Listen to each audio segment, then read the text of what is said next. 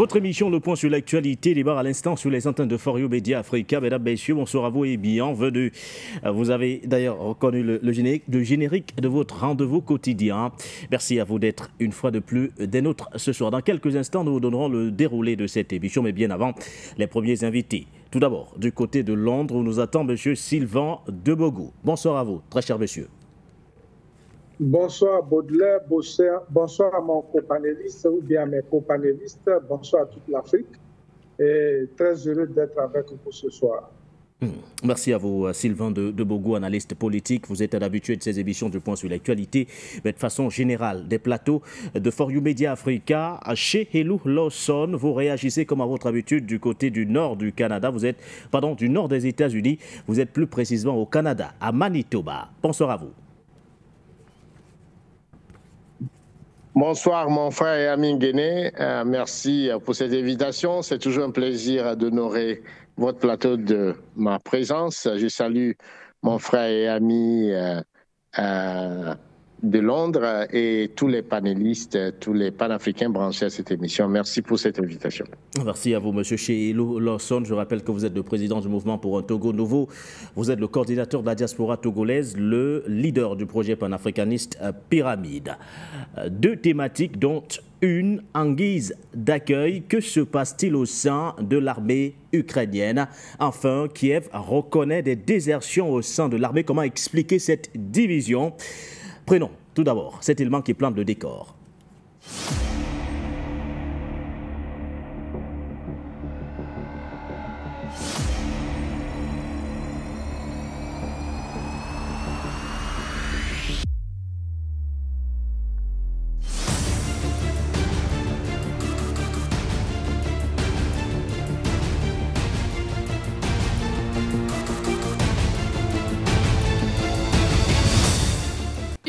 Pas servir de chair à canon. Une cinquantaine de soldats ukrainiens issus de la brigade Anne de Kiev, en partie formée en France, ont quitté leur rang dès leur arrivée en France cet automne. Une enquête a été lancée par Kiev pour ces cas de désertion et d'abus de pouvoir au sein de cette brigade, révélés récemment par la presse. Je confirme bien sûr qu'il y a eu des problèmes avec le commandement et le processus de formation. Dans la mesure du possible, tous ces problèmes sont en train d'être résolus. Ces déserteurs faisaient partie des 2300 Ukrainiens formés ces derniers mois sur le territoire français par des Français et équipés d'armes françaises. D'après le journaliste ukrainien très réputé Yuri Boutousov, ils sont près de 1700 soldats de la brigade Anne de Kiev à avoir déserté, pour la plupart avant même que leur unité ne soit déployée sur le front, et une cinquantaine donc sur le territoire français. Une source issue de l'état-major français préfère minimiser la situation.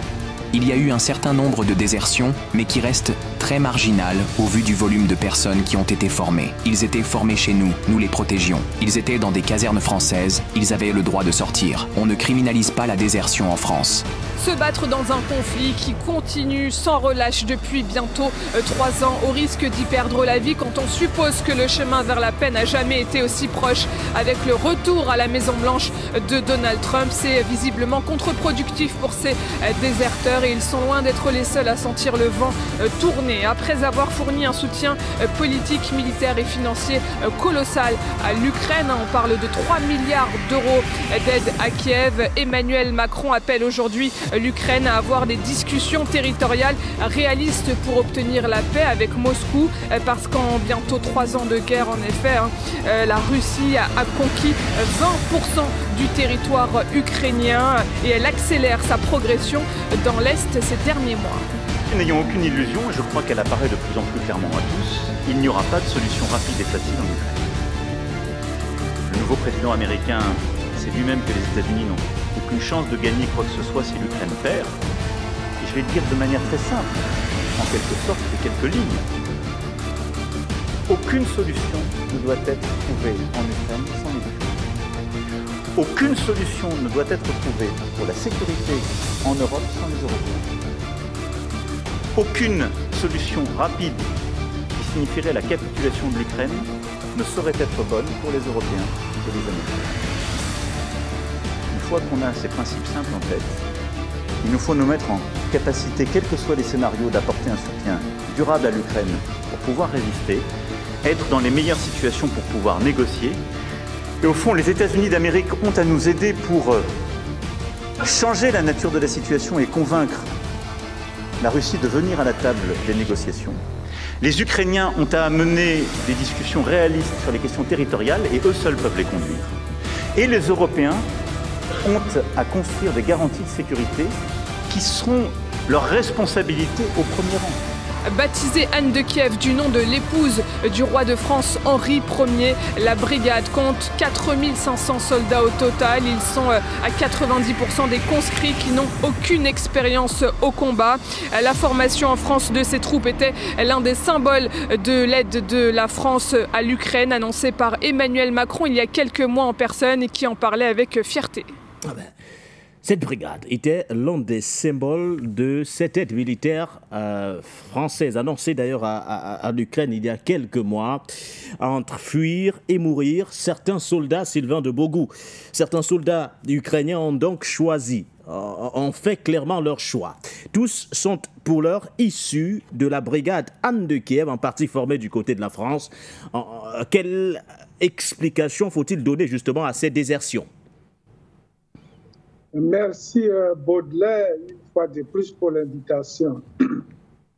Depuis le départ, depuis que cette invasion a commencé, la France a été toujours l'un des pays, je dirais, qui a cherché à affaiblir la Russie de Poutine, la Russie que nous connaissons.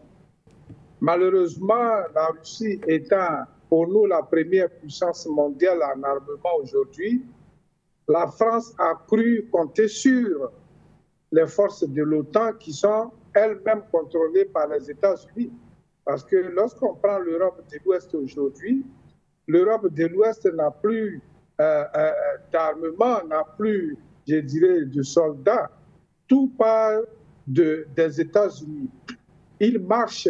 Les Européens marchent au rythme des Américains et vous avez vu que tout le long de cette crise, les États-Unis ont mis beaucoup d'argent, ont investi beaucoup d'argent dans cette affaire qui a toujours été vue comme une affaire de la famille Joe Biden parce que son fils étant impliqué beaucoup dans les affaires qu'il faisait là-bas et en même temps la mise en place de la construction des usines, des armes de guerre que les États-Unis et ses alliés étaient en train de réaliser, en tout cas en Ukraine, pour encercler la Russie. Mais les Russes, ayant compris en tout cas cette ruse-là, ont choisi de réagir. Et ce que les technocrates et les stratèges américains et occidentaux n'ont pas compris, c'est que l'Ukraine avait été toujours une partie intégrante de la Russie, bien de l'URSS. Et donc, il y a toujours des pro-russes qui sont en Ukraine. Il y a même des Russes qui sont à Donbass et un peu partout. Et donc, ils savent ce qu'on appelle l'intelligence en matière de renseignement et qui peut toujours fournir les renseignements. Et ce ne sont pas tous les Ukrainiens qui veulent franchement se détacher de la Russie. Alors aujourd'hui, avec l'OTAN qui a commencé à piétiner, avec Joe Biden, même bien avant les élections, qui, ma foi, ne contrôlait plus cette situation, et avec l'annonce aujourd'hui du retour de Trump, on voit que la France est isolée, parce que la France a voulu être, en tout cas Emmanuel Macron a voulu prendre la France comme le leader de l'Europe, face même aux États-Unis qui, ma foi, ne prend plus l'Europe au sérieux, parce que les États-Unis savent très bien que sans eux, l'Europe n'a plus de défense. Toute leur défense stratégique, la sécurité, en tout cas, tout est aux mains des Américains. Et donc, Macron voulant vraiment montrer un peu de griffes, voulant montrer un peu de muscles pour dire aux Américains, tiens, nous sommes encore là. Malheureusement, ça n'a pas marché. Il a pris le devant des choses. Il a donné de l'argent comme les autres pays. Ils envoient les Rafales ou bien d'autres bombes aux Ukrainiens qui sont malheureusement détruits sur le terrain dès qu'ils arrivent, ces engins de guerre. Et donc, la France avait décidé, Emmanuel Macron avait lancé un grand cri, avait lancé que la France était en train de former des combattants qui vont aller se battre, qui vont retourner en Ukraine pour réellement combattre la Russie et gagner cette crise-là. Malheureusement, une fois de plus, j'allais dire, c'est que la Russie connaît bien le terrain, les Russes connaissent le terrain. Et contrairement aux Occidentaux qui vont, avec maintenant quelques renseignements trouvés sur place et qui veulent se battre, la Russie connaît ce terrain-là. C'est chez eux, c'est leur sol, donc ils contrôlent tout. Mais en même temps que la France formait ces militaires-là, il faut voir aussi au niveau de l'économie de la France qui s'affaiblit chaque jour. Il faut regarder également les mécontentements politiques qui sont aussi en France. Le chômage qui grimpe en France. Et c'est tout cela qui aujourd'hui a affaibli cette formation-là. Et les autres pays en tout cas, ont reculé dans ce...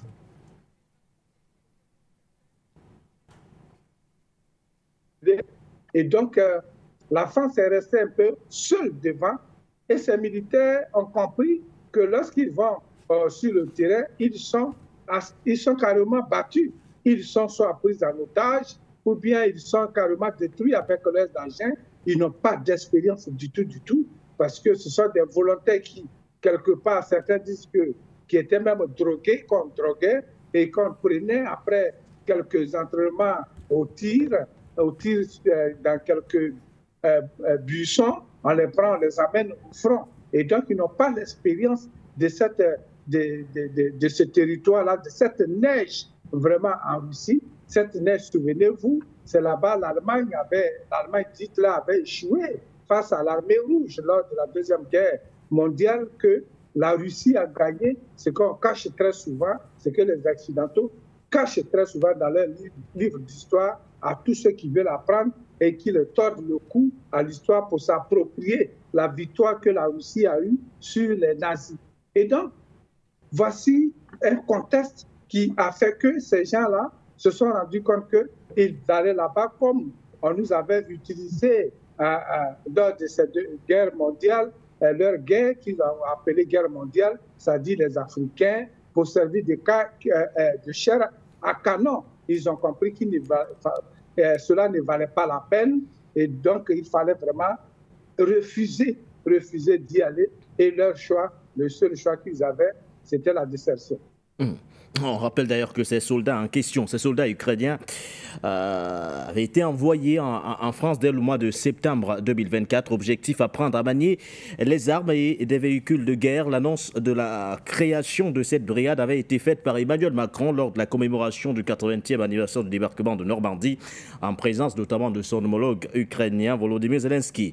Sur cette unité de 4500 soldats, l'état-major, 3 bataillons d'infanterie et leurs appuis, entre autres, soit environ 2000 hommes, ont d'ailleurs été déployés. Problème, 90% des conscrits sont inexpérimentés et leur sort, décidé d'avance par le commandement militaire ukrainien, n'a rien arrangé sur le terrain. Alors, qui faut-il clairement blâmer dans cette scabreuse affaire chez Hello Lawson?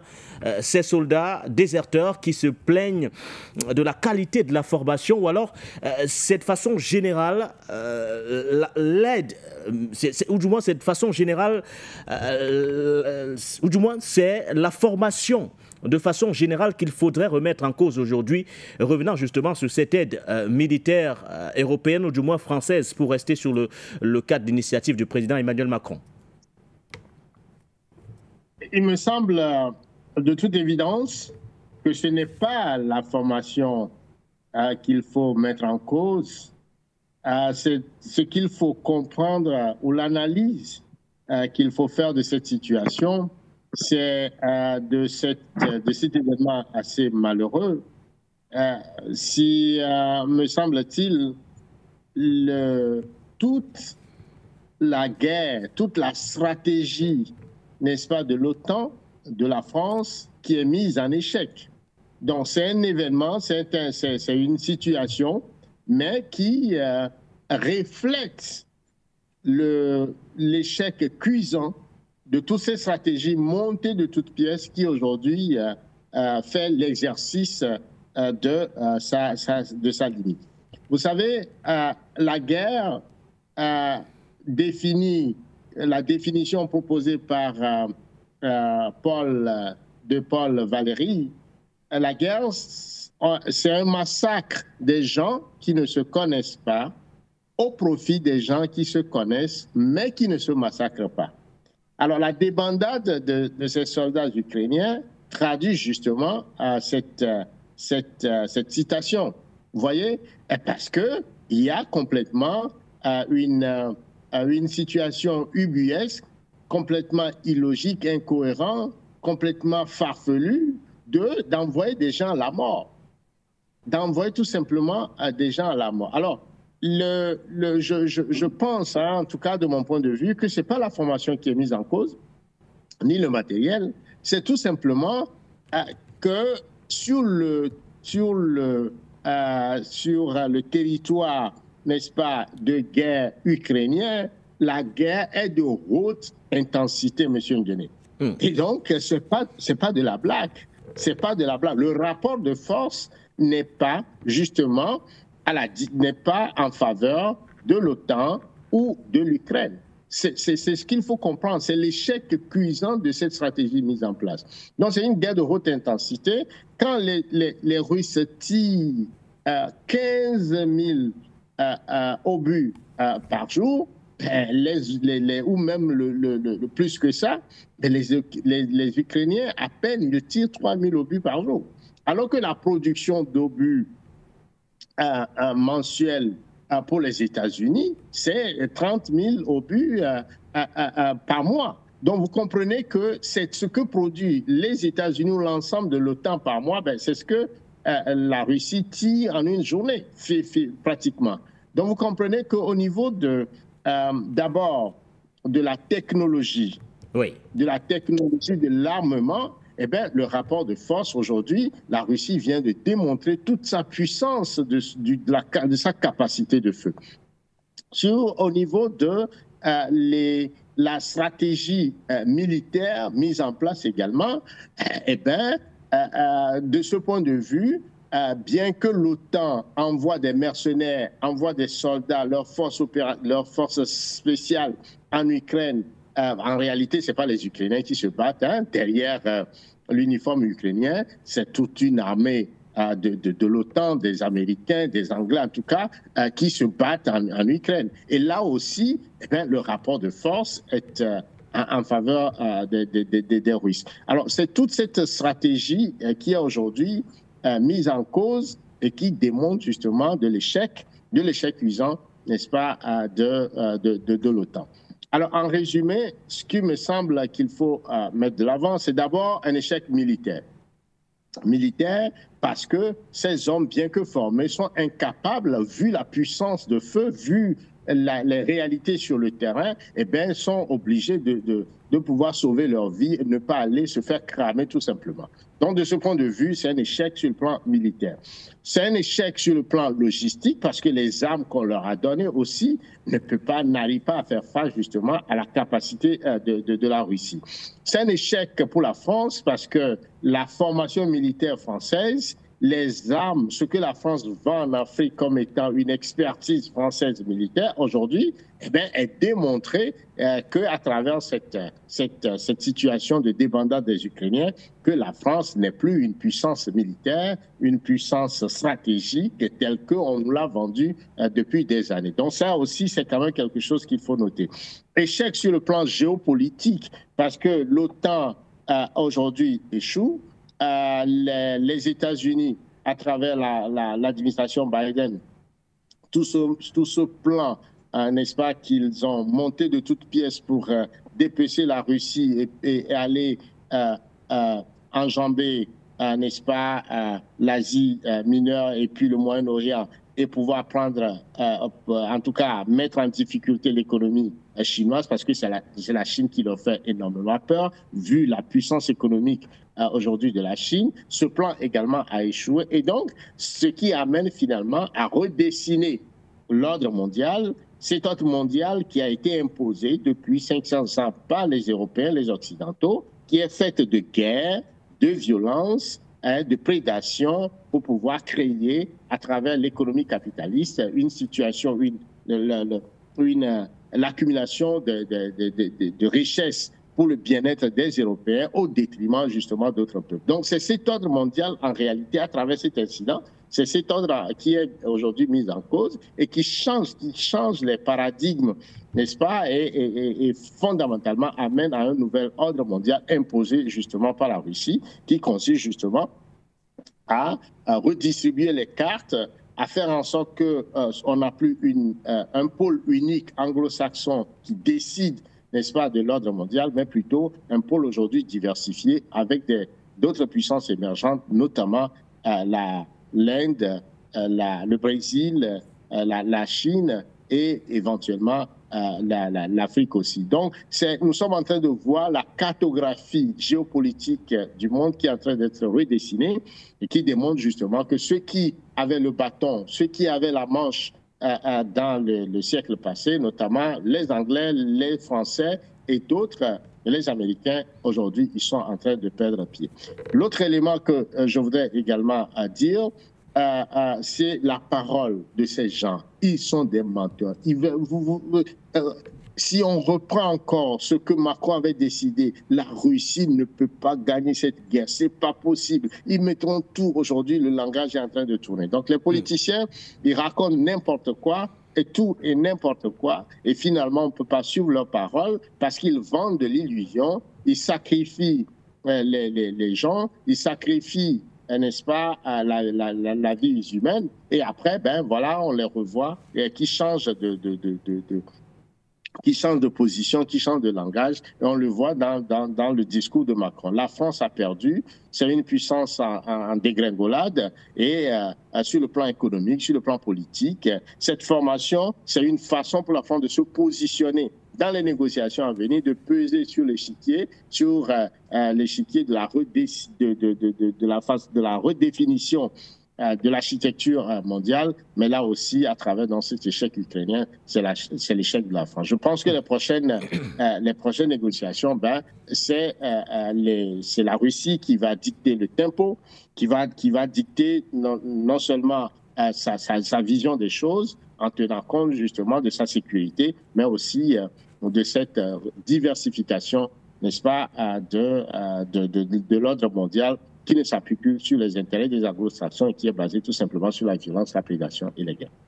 Alors, M. Ché, est-ce que cet épisode pourrait éventuellement affaiblir encore davantage les positions ukrainiennes sur le terrain, des positions dont Kiev a déjà du mal à assurer jusqu'ici chez Elon Lawson, et que pourrait éventuellement changer l'arrivée de Donald Trump, qui prêtera officiellement serment dans 10 jours? Il faut mettre les choses en perspective. C'est-à-dire que l'Ukraine a perdu cette guerre-là depuis le début.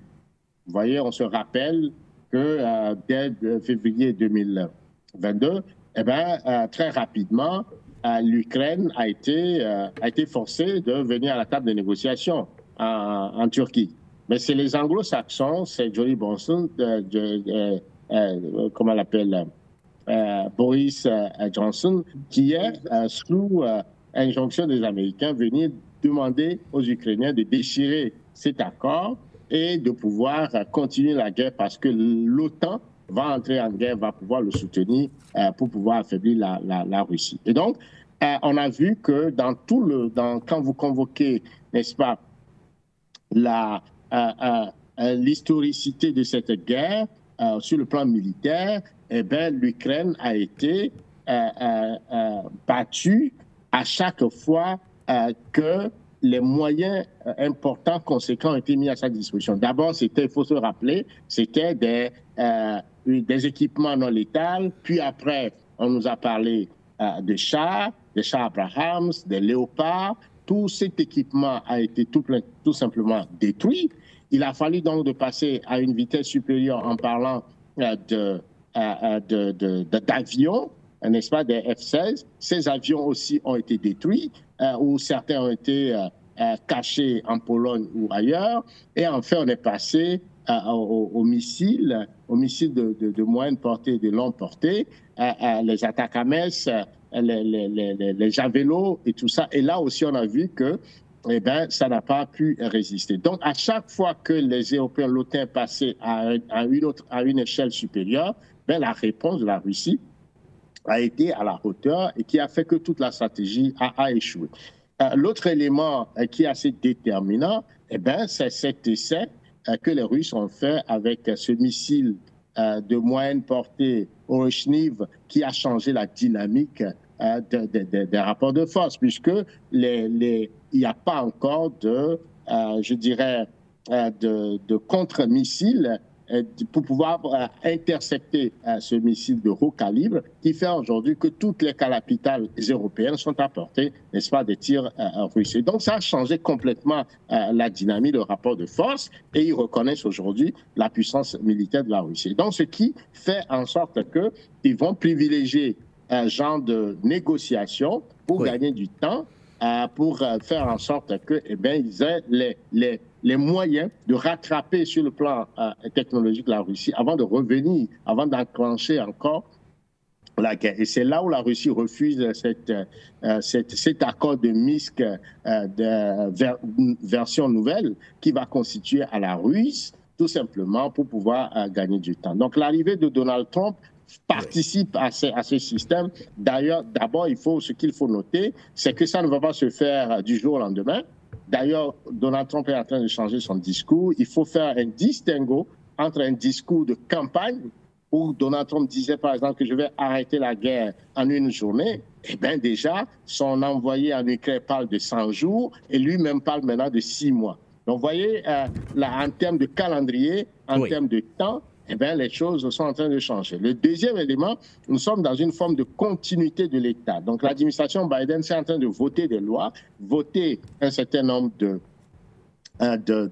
budgets qu'ils sont en train de légiférer sur avec l'armée américaine, qui fait en sorte que le président Trump, bien qu'étant contre cette guerre, est obligé, n'est-ce pas, d'honorer un certain nombre d'engagements, qui fait qu'il faut s'attendre à un certain prolongement, en tout cas vers les 6 prochains mois. Et dans cette période-là, effectivement, les négociations vont être enclenchées, puisque l'objectif aujourd'hui, c'est de geler le front, c'est de faire en sorte de ce que j'appelle corénoiser le front, exactement que ce qui s'est fait en 1950 avec la Corée du Nord et la Corée du Sud. Ce front a été gelé depuis plus de 50 ans et ils sont toujours en guerre. Mais bon, voilà, cette ligne de démarcation fait en sorte que le front est gelé, mais qui établit justement les rapports de force. Donc c'est exactement vers ça que les Européens veulent aller pour avoir le temps de rattraper l'échec cuisant qu'ils ont eu et qui menace aujourd'hui, qui fait en sorte qu'ils ne tiennent plus, ils ne sont plus dans ce rapport de force à la Russie. La Russie a changé les paradigmes, a changé justement l'architecture géopolitique du monde aujourd'hui, et donc ce qui fait en sorte que le président, l'administration Trump va pouvoir d'une certaine manière contribuer à geler le front, parce qu'il parle par exemple que les territoires que la Russie a occupés, en tout cas a pu gagner par la guerre, qu'on lui concède ces territoires et que l'Ukraine ne rentre pas dans l'OTAN dans les 20 prochaines années. Qu'est-ce que ça veut dire? On est en train tout simplement de prolonger, de rallonger, n'est-ce pas, cette guerre, de pouvoir l'envoyer dans un temps plus ou moins dans un temps X dans le futur, le temps de se réorganiser, parce que la Russie, pour eux, constitue une menace existentielle. Ils veulent toujours dominer. et la Russie est sur ce blocage-là qui fait en sorte que le monde anglo-saxon ne peut pas toujours gérer le monde comme ils veulent, par la force, la violence et le non-respect des lois de l'ordre international. Alors, Sylvain Debogou, que faut-il attendre de cette arrivée de Donald Trump? Chelou parle d'une position ambiguë jusqu'ici, avec une rhétorique qui a changé du côté du républicain. Mais en face, nous avons tout de même la Fédération de Russie qui se réjouit du fait que Donald Trump, avant même son accession à la magistrature suprême, ait déjà clairement exprimé sa volonté de rencontrer le président russe Vladimir Poutine. Le porte-parole de la présidence russe, Dmitry Peskov, a déclaré que Moscou se félicitait de la volonté de Trump d'engager un dialogue avec le président russe. Il a également rappelé que Vladimir Poutine était disposé au contact avec les dirigeants internationaux. Néanmoins, selon lui, il n'y a rien de concret à ce sujet jusqu'à présent. Alors, le premier pas est clairement fait par Donald Trump. Que faut-il attendre de cette arrivée annoncée du républicain Sylvain Debogou? Oui, nous savons que Donald Trump a fait plusieurs propositions. Il n'est pas encore à la Maison-Blanche, mais déjà, on voit sa volonté. Mais en même temps, il faut quand même, on sait que la Russie ne va pas prendre ces déclarations pour monnaie courante. Et donc, ils vont continuer à se méfier. On a vu ces accords de Minsk que la France, avec François Hollande et l'Allemagne, avec cette dame-là, la dame qui vient de perdre, qui a quitté le pouvoir, avait utilisé, on a vu les coups de fil pièges, où ils ont dit que c'était pour permettre à l'Ukraine de bien s'asseoir, de bien s'armer. Et les États-Unis ne vont pas, je dirais, ne vont pas accepter facilement cette défaite-là. Parce que quand je parle des États-Unis, je parle des Occidentaux, parce que ce sont les États-Unis qui sont, en tout cas, le chef de file dans cette affaire-là. Et Donald Trump, qui, ma foi, ouvert au débat, qui veut un monde calme, on peut lui faire confiance quelque part, même si c'est un Américain, qui veut un monde calme pour que, comme il a dit, pour encore faire des États-Unis le pays le plus grand, le pays le plus riche, le pays le plus... C'est un commerçant, c'est un homme d'affaires, parce que quand il y a des troubles, les affaires ne marchent pas. Quand il y a des guerres, les affaires ne peuvent pas prospérer. Et donc, Donald Trump voudra vraiment que le monde soit un peu calme pour que lui continue, en tout cas, ses affaires. Mais ce qu'il faut aussi retenir ici, c'est que cette guerre d'Ukraine, où les Occidentaux se sont vraiment investis, et en particulier la France, c'était vraiment une façon pour faire de la diversion, pour partager les forces de la Russie et affaiblir la Russie en quelque sorte, parce que la France sait qu'à travers la Russie, en attaquant la Russie, en envoyant des armes contre la Russie pensait que la Russie allait simplement abandonner toutes ses autres positions stratégiques au niveau, par exemple, de l'Afrique, où la France aujourd'hui est très, très, très, très affaiblie, où la France est humiliée à chaque fois. Vous vous souvenez de la dernière sortie de Emmanuel Macron, qui pense que les Africains n'ont pas reconnu l'effort de la France dans la lutte contre le terrorisme que la France elle-même crée. Mais nous voyons ce discours-là comme un discours d'un enfant qui a perdu tout le ballon ou bien ses bonbons qu'il avait d'habitude, auquel il avait vraiment accès facilement. Et donc, lorsque la France se met dans cette position et qu'aujourd'hui elle échoue, on attend tout aujourd'hui. Ils sont en train d'attendre tous les Occidentaux de l'arrivée de Donald Trump. Qu'est-ce que Trump va dire? Parce que eux tous, il faut le dire, que ce soit même en Angleterre, lors de la campagne présidentielle, il y a les travaillistes anglais qui ont envoyé les agents pour faire de la campagne contre Donald Trump, pour aller faire la campagne contre Donald Trump pour que Harris vienne, pour que la dame la gagne et que le statu quo continue de ce côté-là et même, pourquoi pas, au niveau de l'Afrique. Mais malheureusement, le retour de Donald Trump aujourd'hui ne les reconforte pas dans leur position.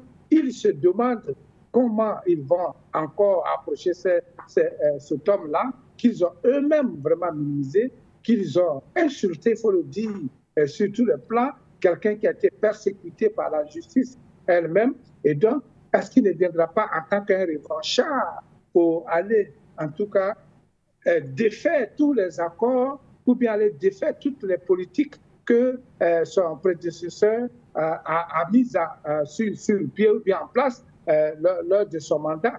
Donc, les Occidentaux ne sont pas encore bien situés. Ils ne savent pas ce que Donald Trump, dans 20 jours et dans 10 jours après son installation, son retour à la Maison-Blanche, va prendre comme décision.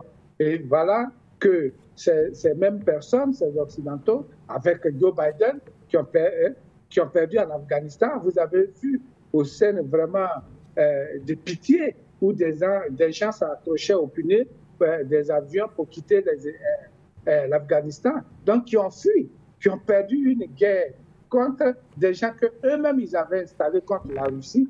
Aujourd'hui, la Russie s'est fait une nouvelle peau, une peau de grands défenseurs du monde entier, du monde oppressé. Et donc, ils ne savent pas réellement à quel sens se vouer, parce que toutes les économies, j'insiste là-dessus, sont aujourd'hui en panne, les économies surtout occidentales. Au contraire, lorsque ils étaient venus, ils pensaient vraiment affaiblir l'économie russe. Mais aujourd'hui, c'est le contraire. Ce sont leurs économies qui sont affaiblies. Avec, par exemple, les pipelines qui ont été détruits par les Américains et aujourd'hui l'Ukraine qui, ma foi, dans une politique d'aveuglement, a arrêté ces pipelines aussi pour servir, qui servaient vraiment le pétrole et le gaz aux Occidentaux, une façon de faire la pression sur eux pour que ceux-là réagissent et lui donnent les armes. Et en tout cas, c'est un boomerang, c'est quelque chose de négatif. C'est le contraire de ce à quoi il s'attendait qui lui arrive.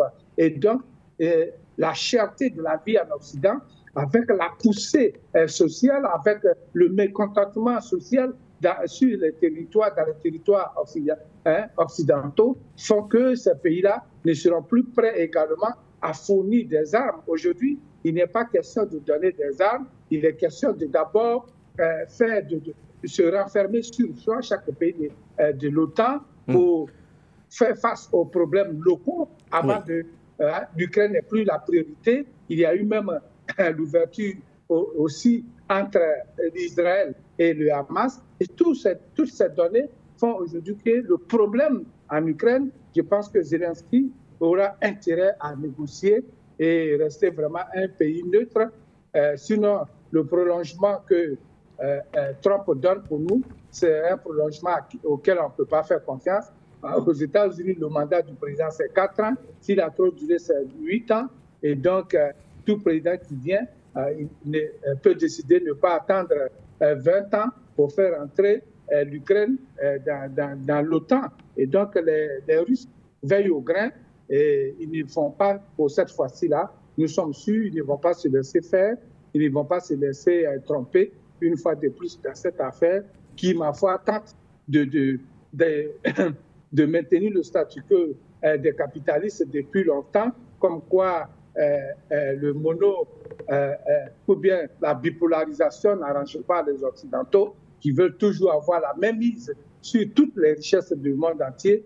Et surtout dans ce cadre-là, nous parlons toujours de l'Afrique qui est devenue aujourd'hui le chouchou ou bien la demoiselle de tout le monde, que tout le monde courtise aujourd'hui. Et c'est cela l'un des points vraiment, des points culminants qui façonne aujourd'hui la politique des Occidentaux face même à la Russie, qui a derrière elle la Chine et les amis. Voilà. Alors, ils sont environ 1700 soldats ukrainiens à avoir déserté les rangs de l'armée, tous issus, entre autres, la brigade Anne de Kiev, formée en France. Quelles implications, justement, ces désertions peuvent-elles avoir, justement, dans ce conflit? Faut-il remettre en cause la qualité de la formation ou encore la qualité du matériel mis à leur disposition? Vous aurez également l'occasion de revenir dans quelques instants seulement sur ces interrogations. Pour l'heure, on se focalise sur une phrase qui a été lâchée ce 9 janvier 2025. À ce jour, je n'ai pas encore pris de décision, mais je peux aussi vous rassurer sur le fait que je suis en pleine santé et désireux de continuer de servir mon pays, a lâché le président Alassane Dramane Ouattara. C'était ce 9 janvier 2025 à l'occasion des traditionnels échanges de vœux du Nouvel An avec le corps diplomatique, dont on parlait d'une déclaration peut-être non officielle de candidature pour cette présidentielle à venir. Plantons tout d'abord le décor.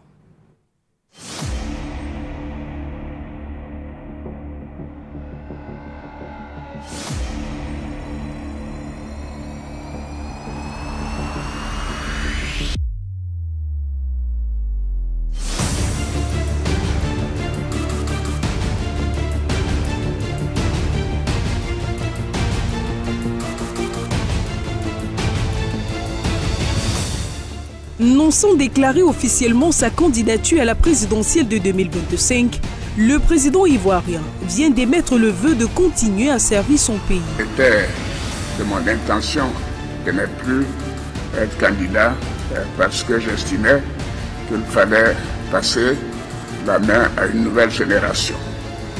Aujourd'hui, je peux vous dire que j'ai bien fait d'accepter la proposition de mon parti. À la date d'aujourd'hui, je n'ai pas encore pris de décision. Mais je peux aussi vous rassurer que je suis en pleine santé et désireux.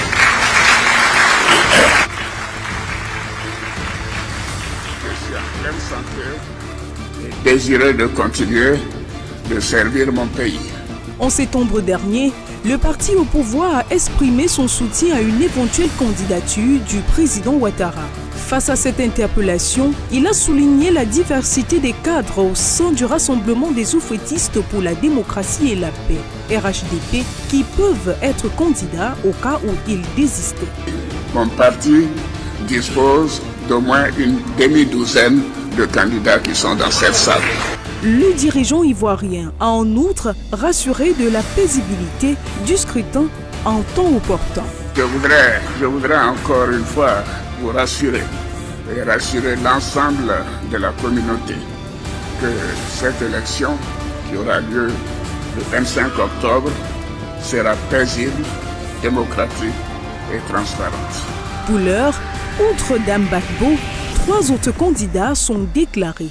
L'ex-président Laurent Gbagbo, toujours inéligible pour une condamnation à 20 ans de prison pour des faits liés à la crise de 2010 à 2011, l'ex-président ministre Pascal Affi-N'Guessan et l'ancien ministre du Commerce Jean Dubié.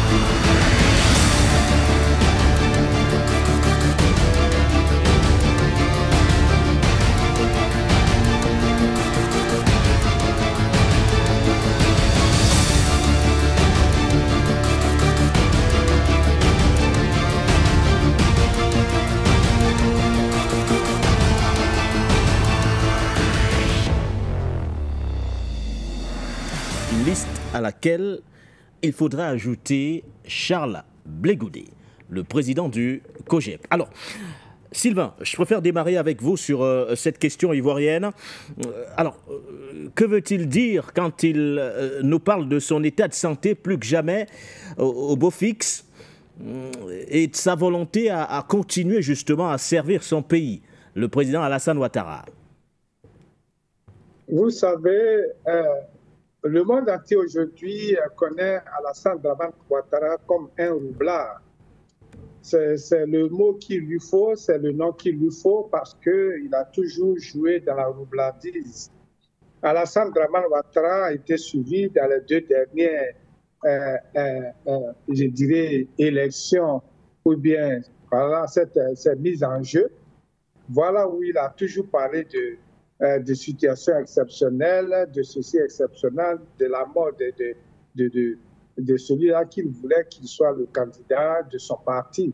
Donc, Alassane Dramane Ouattara, les dernières élections, on a vu combien de fois cette dame handballeuse qu'il a montée aujourd'hui jusqu'au rang de présidente du Sénat, qu'on appelle Kandia Camara, a pleuré à chaudes larmes pour dire que si vous partez, nous sommes perdus. Donc, elle a pleuré devant tout le monde. Elle a versé des larmes et bien plus d'autres membres de son parti politique. Donc, Alassane Dramane Ouattara veut se positionner comme le dieu donné de son parti et de la Côte d'Ivoire. C'est celui-là que l'on désire. C'est cela, Alassane Dramane Ouattara. Sinon, lorsqu'il lance comme cela, comme quoi il y a au moins une douzaine ou bien une demi-douzaine de personnes dans la salle qui peuvent représenter valablement son parti, nous disons que c'est toujours la même roublardise. Souvenez-vous que Alassane Dramane Ouattara avait promis à plusieurs personnes qu'ils allaient être le candidat des dernières élections, Soro Guillaume et bien d'autres personnes, c'est-à-dire toute personne avec laquelle il discute, il lui promet la présidence ou bien la candidature pour que celui-là se mouille, en tout cas mouille vraiment son maillot par rapport à lui, Alassane Dramane Ouattara, durant tout son mandat pour qu'il reste fidèle à Alassane Dramane Ouattara. Et au dernier moment, il les laisse tomber et c'est lui qui invente toujours des termes pour se maintenir là au pouvoir dans la dictature, dans la non-réconciliation qu'il arrange dans cette Côte d'Ivoire qui est devenue, je pèse bien mes mots, qui est devenue, sous Alassane Dramane Ouattara, une poubelle et qui en même temps est devenu l'un des pays, ou bien le premier pays de cette Afrique-là qui cherche toujours à déstabiliser ses voisins. Donc pour nous, lorsqu'il parle de sa santé, lorsqu'il parle de sa disponibilité, ce sont 2 concepts déjà qui démontrent que Alassane Dramane Ouattara n'est pas prêt à donner sa place ou bien voilà, sa chaise à un quiconque, à quelqu'un de son parti pour le représenter. Parce qu'Alassane Dramane Ouattara sait très bien qu'il est impliqué dans beaucoup de problèmes. Lorsque nous prenons par exemple l'affaire de la Cour pénale internationale qui avait promis sous Moreno et Fatou Bensouda qu'elle allait enquêter du côté de Dramane Ouattara, on n'a jamais vu les résultats. On n'a jamais vu les résultats depuis 2011. On n'a jamais vu les résultats. Et donc, Alassane Dramane Ouattara a peur. Il cherche plutôt, par exemple, je dirais, des moutons qu'il peut envoyer au front pour marquer, je dirais, son respect face à cette Cour pénale internationale. D'où le cas de son poulet Soro Guillaume, par exemple, et bien d'autres. Donc, Alassane Dramane Ouattara ne veut pas faire face à la justice. Il préférerait mourir au pouvoir que de laisser, en tout cas, la place à quelqu'un. Alors, s'il doit mettre quelqu'un, si vraiment il doit mettre quelqu'un, ce serait Téné Birahima, son premier fils, qu'il présente aux Africains et à tout le monde comme son petit frère. C'est bel et bien son premier fils. Et donc, c'est celui-là seul qui peut garantir, lui, sa position. Parce qu'il sait qu'au RHDP, il y a des gens qui sont foncièrement PDCI, mais qui sont là par peur, qui sont là aussi par la politique du ventre, qui veulent se remplir les poches, qui veulent se transformer a des politiques très riches sur le territoire en Côte d'Ivoire. C'est cela. Sinon, c'est Téné Birahima seulement. C'est en lui qu'il a confiance. Téné Birahima, d'ailleurs, qui a une armée privée, on l'a toujours répété ici, hein, à Sébreko, qui est ministre de l'Intérieur, voilà, et qui a même un ministre de la Défense, et qui a en même temps qui a une armée privée. Vous voyez, donc, on voit aujourd'hui, il a nommé son ancien Premier ministre comme un ministre conseiller, ministre d'État, tout, Patrick Hachi, mais cela, c'est simplement pour brouiller les pistes, pour faire appel à d'autres électeurs et pour dire que lui, il est toujours prêt. Sinon, tous ceux qui l'appellent, ce n'est pas l'actuel Premier ministre, ni l'ancien, ni tous ceux qui, ma foi, sont avec lui. Alassane Dramane Ouattara n'a pas confiance en eux. Le seul, c'est Téné Birahima, son fils. Et donc, la Côte d'Ivoire pourrait, si jamais il accepte, ou bien il quitte le pouvoir, la Côte d'Ivoire, si on ne prend pas garde, pourrait devenir un Togo bis où Eyadema va et un autre Eyadema vient au pouvoir. C'est cela que Alassane Dramane Ouattara est en train de planifier pour se protéger contre toute tentative de poursuite, pour protéger les biens mal acquis sur le dos des Ivoiriens et donc pour ne pas faire face à la justice. Voilà un peu le plan de Alassane Dramane Ouattara. Sinon, il veut dire aux Ivoiriens très clairement que lui, il est prêt, sauf pression très forte de la part des Ivoiriens et peut-être des panafricains qui vont le pousser en dehors de cette course-là. Et peut-être que toute sa classe, tous ses ministres vont prendre la poudre d'escampette pour quitter le territoire ivoirien, pour que les Ivoiriens aient vraiment la paix qu'il faut pour construire une Afrique solide, une Afrique qui veut vraiment son indépendance et son développement. Puisque Mme Frobagé est déjà avec nous, je voudrais même qu'on vous écoute également sur cette thématique chez Lawson. Parleriez-vous aussi de roubladise, entre autres, l'art de se dribbler soi-même tout en gardant le ballon pour emprunter une expression, ou du moins l'expression d'un actuel Premier ministre, précisément du côté du Mali, chez Lawson, revenant justement sur le message du président Alassane Ouattara qui se dit être en bon état de santé et prêt à nouveau à servir son pays. Tout à fait, tout à fait. Je suis tout à fait d'accord avec l'analyse assez pertinente de Sylvain de Bourgou. Je pense qu'en réalité, cette déclaration est un non-événement. On savait que Alassane Ouattara, c'est un très mauvais scénariste.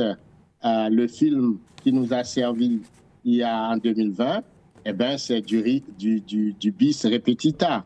C'est un roublard qui pense qu'il est plus intelligent que tout le monde et qu'il pouvait justement dribbler les gens au nom d'une hypothétique démocratie tout en gardant la balle. C'est assez hallucinant, c'est assez ubuesque qu'il est à la fois le scénariste, le réalisateur et en même temps l'acteur de ce mauvais film. Et vous allez plus, quand vous analysez les éléments de langage, eh bien, les trois déterminants reviennent.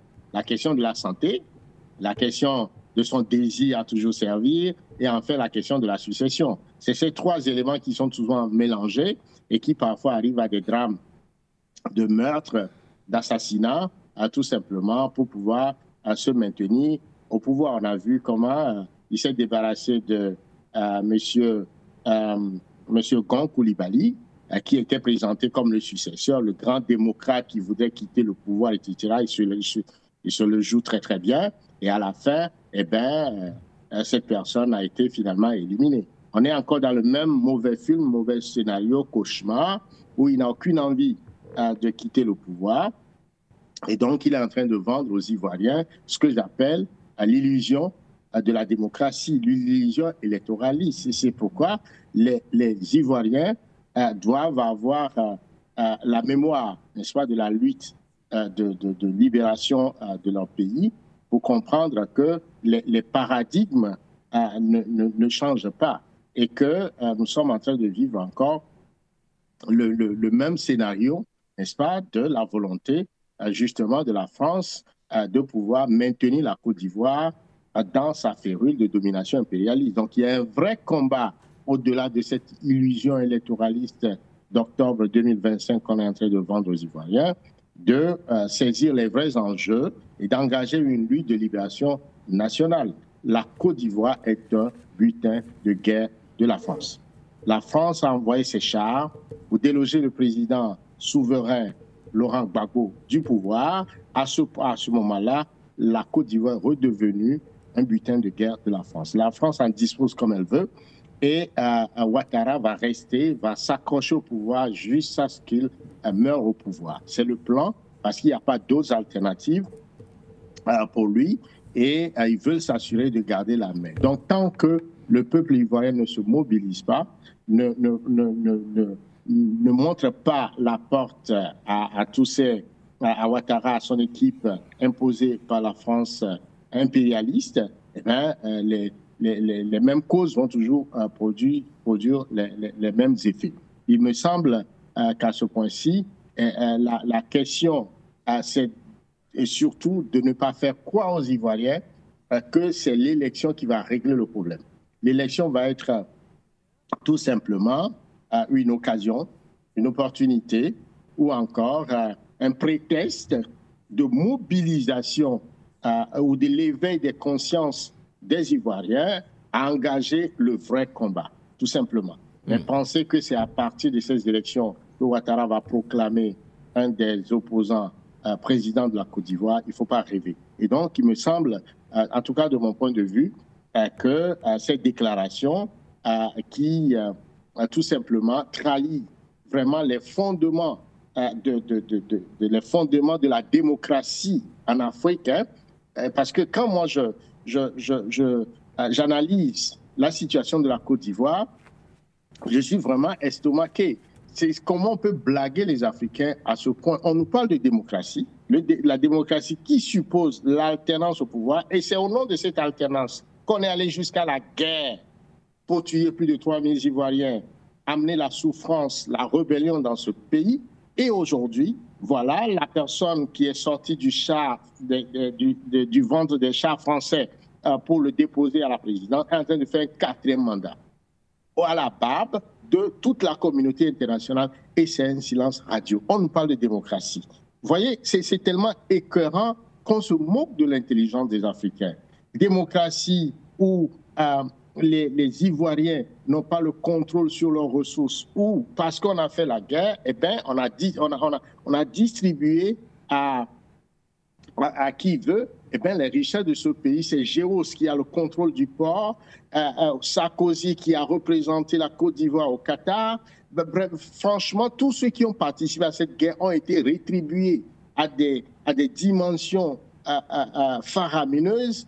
Choi, qui était le représentant de l'ONUCI, en a tiré son compte. Bref, tous ces mafieux se sont accaparés de la Côte d'Ivoire. Aujourd'hui, la Côte d'Ivoire n'est plus pour les Ivoiriens, puisque non seulement on s'est accaparé de leur richesse, mais on a endetté le pays jusqu'à 30 000 milliards, n'est-ce pas, de dettes, alors que le budget de la Côte d'Ivoire est pratiquement la moitié, on parle de 15 000 milliards. Comment on peut vivre au-dessus de ces moyens? Et donc cette dette-là, c'est des générations à venir des Ivoiriens qui vont pouvoir payer cette dette-là. Donc nous sommes dans une situation où il faut un éveil de conscience, il faut déterminer les enjeux du combat. C'est une question existentielle pour ce pays. Il me semble que les partis politiques, les leaders en tout cas, nous avons confiance que le président Gbagbo, heureusement qu'il est encore dans la bataille, doit pouvoir aider à éclairer les Ivoiriens sur les vrais enjeux de libération nationale de souveraineté de ce pays qui est actuellement contrôlé par les narcotrafiquants,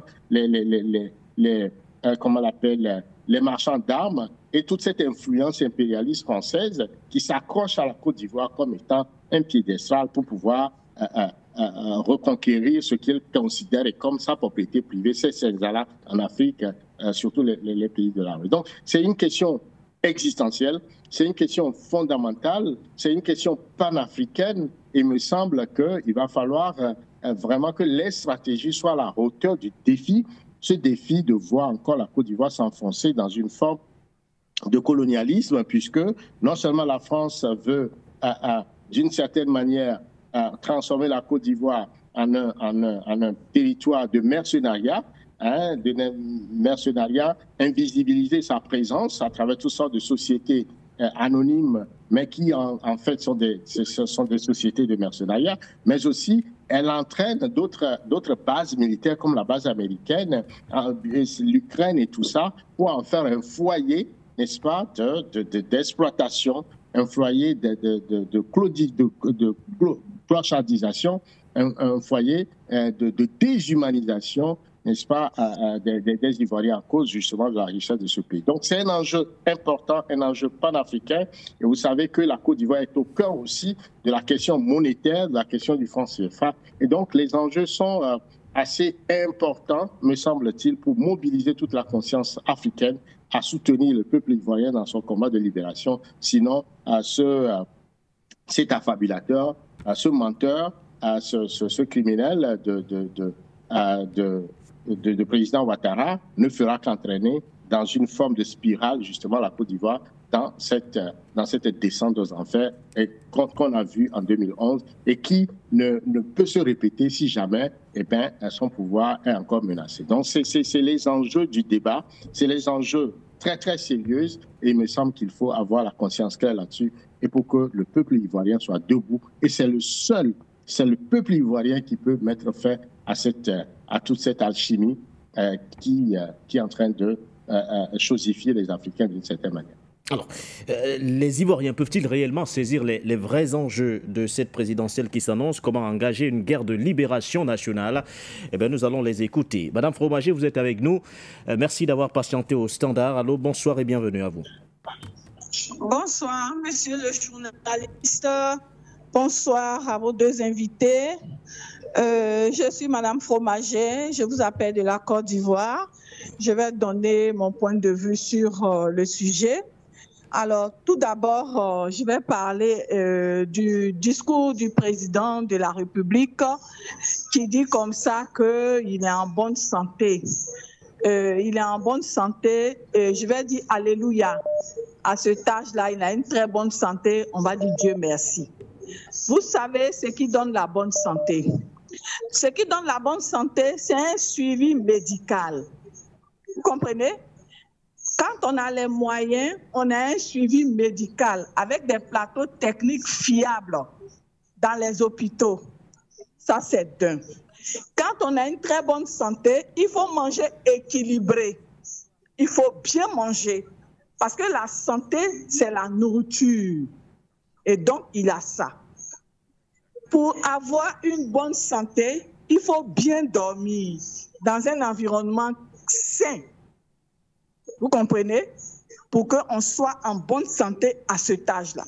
Mais nous, le bas peuple, nous ne sommes pas en bonne santé. Nous ne sommes pas en bonne santé parce que nous ne pouvons pas nous soigner correctement. Vous comprenez? Tu vas à l'hôpital aujourd'hui, une maladie qui n'allait pas t'emporter peut t'emporter faute de moyens. Parce que tu vas à l'hôpital, on nous dit que c'est gratuit, mais rien n'est gratuit. Vous comprenez? Rien n'est gratuit. Et donc, si tu vas à l'hôpital pour un palu, si tu n'as pas l'argent pour acheter le médicament de palu, tu vas mourir. Tu n'as pas l'argent pour bien manger. Parce qu'aujourd'hui, à un certain âge, il y a des choses qu'il ne faut plus manger. Mais si tu n'as pas les moyens pour t'offrir les bonnes choses, tu vas manger ce qui est interdit. À 50 ans, 40 ans, tu vas présenter tout ce qui est maladie. Le diabète, le cholestérol, tout ce qui est maladie. La tension. Aujourd'hui, en Côte d'Ivoire, les jeunes de 40 ans meurent de AVC. Je dis bien, les jeunes de 40 ans meurent de AVC. Le président, peut-être qu'il ne sait pas, mais les Ivoiriens meurent en cascade. Aujourd'hui, même, on se demande si cette maladie qu'on appelle AVC, c'est comme si les gens, c'est une malédiction sur la Côte d'Ivoire. Mais vous savez qu'est-ce qui provoque l'AVC? C'est mal manger, mal vivre. À son âge, il a une très bonne santé. Nous n'avons pas ça. Parce que nous vivons très mal. Nous sommes sous pression pour manque d'argent. Et donc, moi, je vais dire aussi au président de la République, il dit comme ça que les élections seront transparentes et apaisées. Mais est-ce qu'il écoute un peu ses partisans? Est-ce qu'il écoute la toile? Est-ce qu'il écoute les réseaux sociaux? Nous sommes à 10 mois des élections. Est-ce qu'il écoute la toile dans les deux camps, hein, que ce soit du côté de l'opposition et de lui son côté? Mais c'est lui qui est au pouvoir. C'est lui qui devait apaiser la situation du pays. Est-ce qu'il écoute? Je vais parler de Lagui Chérif, quelqu'un qui vit en France, c'est un RDR. La dernière fois, il disait le nom du président Laurent Gbagbo ne sera pas inscrit sur la liste électorale. Je vais employer ces termes. Hein. Il dit il n'y a pas chien, il n'y a pas chat qui va sortir pour manifester. S'il y a un chien et un chat, si jamais ils sortent, on demande à la police de les mater de la manière dont le président Laurent Gbagbo nous a matés en 2000, ce qui est faux d'ailleurs. Nous allons les mater. Est-ce que le président Laurent Gbagbo, le président Alassane Ouattara, est-ce qu'il entend ça? Puisqu'il dit les élections seront apaisées et transparentes, est-ce qu'il entend ça? Est-ce qu'il écoute les réseaux sociaux? Parce que les élections qui vont être apaisées et transparentes là, mais ce qui se passe sur la toile là, ce n'est pas vrai ce que le président dit. Hein. Déjà, les gens ont commencé à faire leur bagage. Hein. Ceux qui se disent ivoiriens, les nouveaux ivoiriens qui sont chez nous ici, là, qui savent où partir quand la Côte d'Ivoire est en feu, là, ils ont commencé à s'apprêter, hein, parce que ce qu'ils voient sur la toile, là, ça ne les rassure pas. Ça ne montre pas qu'on aura une élection apaisée et transparente. Vous comprenez? Je vais parler à l'opposition. Ce qui se passe aujourd'hui, là, le discours du président, là, c'est la faute à l'opposition.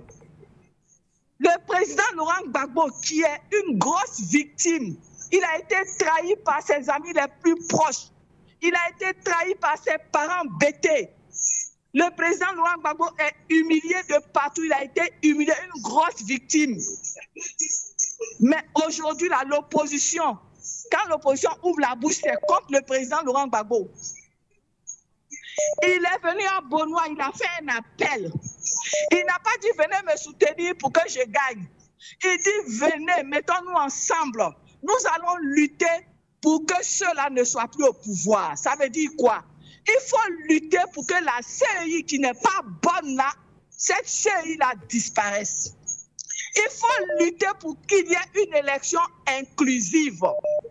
Il faut lutter pour que le découpage électoral qui n'est pas bon soit corrigé. Il faut lutter pour que tous ceux qui ont le droit d'être sur la liste électorale soient. Il faut lutter pour que le pays de la Côte d'Ivoire soit dans les mains des Ivoiriens. Mais l'opposition fait quoi? Mme Simone Gbagbo fait quoi? Mamadou Koulibaly fait quoi? Blé Goudé fait quoi? Tous ceux qui se disent des opposants, ils font quoi? Ils font quoi? Mais le président de la République va parler comme ça. Mais si l'opposition se met ensemble au nom de la patrie, ne regarde pas leur... Comment on appelle ça?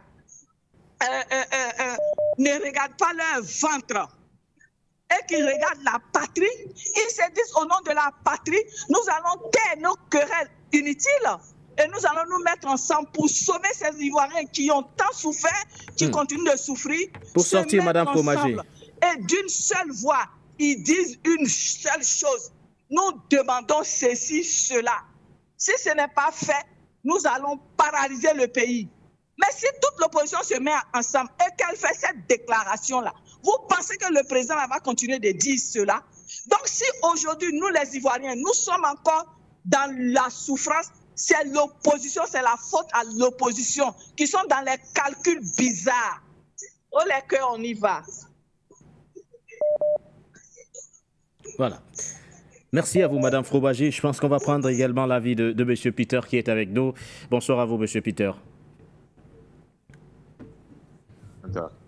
Je salue tous vos invités. Je vais donner ma petite contribution pour le thème de ce soir. Je commence déjà par M. Ouattara. Alors, est-ce qu'il nous reçoit, M. Peter? rassurez-vous, je vais briguer un mandat et que je suis en pleine possession de mes capacités physiques pour assumer la direction de la Côte d'Ivoire. Contre vent et marée. Il oublie qu'il a un âge avancé, mais le seul problème de M. Ouattara, c'est la présence de M. Laurent Gbagbo. Ouattara a peur des représailles. Donc, du coup, autour de lui, autour de son entourage, il n'y a personne qui puisse prendre la relève. Vous voyez?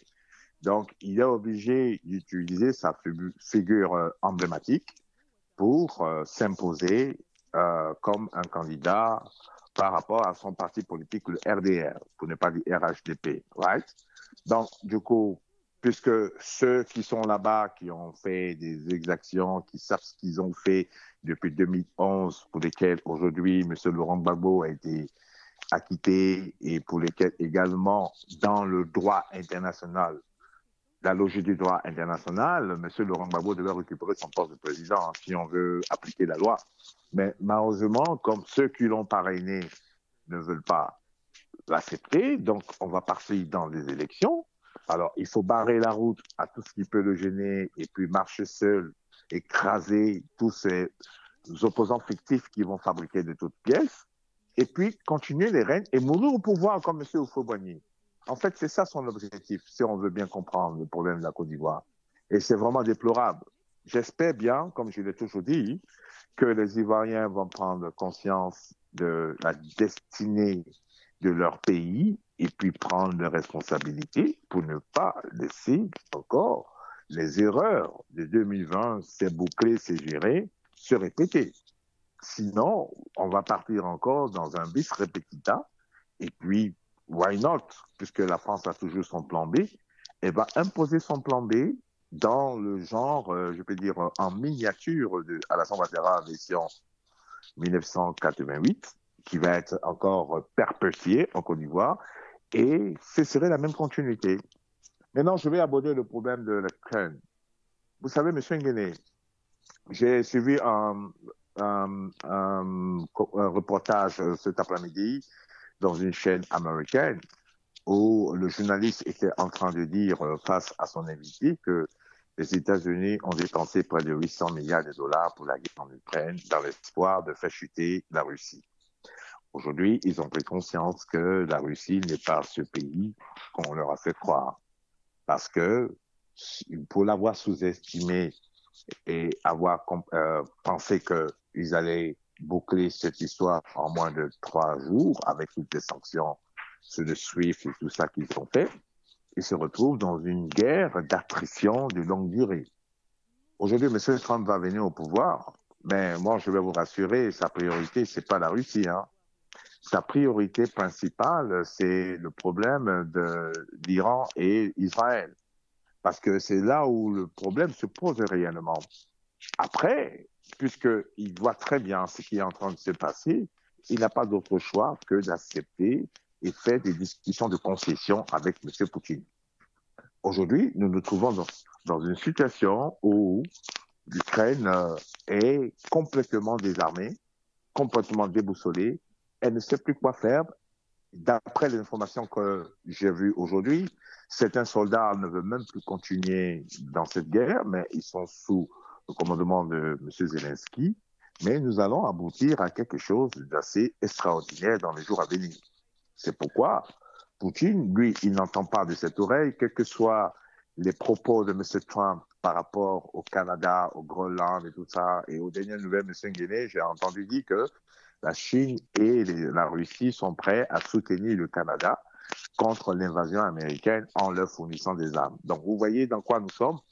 Nous allons nous retrouver dans une forme de dislocation du G7. Pourquoi? À cause des propos belliqueux de M. Donald Trump, qui lui est venu pour continuer son business et non pas faire la politique.